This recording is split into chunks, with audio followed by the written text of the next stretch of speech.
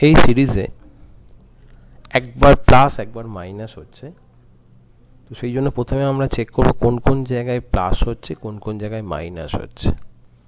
তো আমরা দেখতে পাচ্ছি যখন 1 তখন প্লাস, 2তে মাইনাস, 3-এ আবার প্লাস, মানে ইভেন নাম্বারগুলো নেগেটিভ হয়ে যাচ্ছে, অডগুলো পজিটিভ হচ্ছে। সেই জন্য আমরা প্রত্যেকবার আইকে চেক করবো ওটা ইভেন না অড।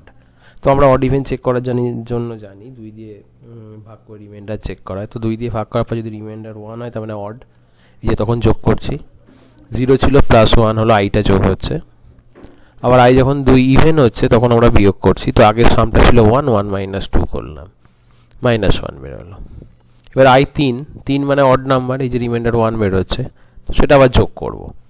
তো আগে ছিল -1, এবারে হলো +3, তারপরে 2 হবে। আচ্ছা, এবার আই 4 আবার ইভেন নাম্বার বিয়োগ করছে, 2 মাইনাস 4, -2 বেরোলো। আবার আই 5 অড নাম্বার, এবার আমরা যোগ করব। তো আগের সামটা ছিল -2 + 5 মানে 3 হয়ে গেল। তো এইভাবে চলতে থাকবে। এটাই হলো আমাদের পজিটিভ নেগেটিভের একটা সিরিজ। আচ্ছা, এই প্রোগ্রামটায় আমাদের যে সিরিজটা হয়েছে, একটা প্লাস একটা মাইনাস, একটা প্লাস একটা মাইনাস, আবার একটা প্লাস, এইভাবে সিরিজটা বাড়ছে।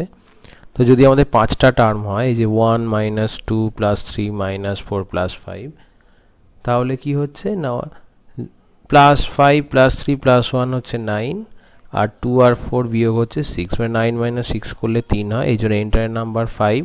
তাহলে তার আউটপুটটা আমার হয়ে গেল 3। তাহলে কি হলো, নাম্বারটা আমি কনস্ট্রাক্টরের থ্রু দিয়ে পাঠানোর পর এই যে সিরিজটা যেটা করা হচ্ছে, যদি অড হয়, এই যে 1, 3, 5 এগুলো সাম হচ্ছে, আর ইভেন্টগুলো সাবট্রাক্ট হচ্ছে। ঠিক আছে।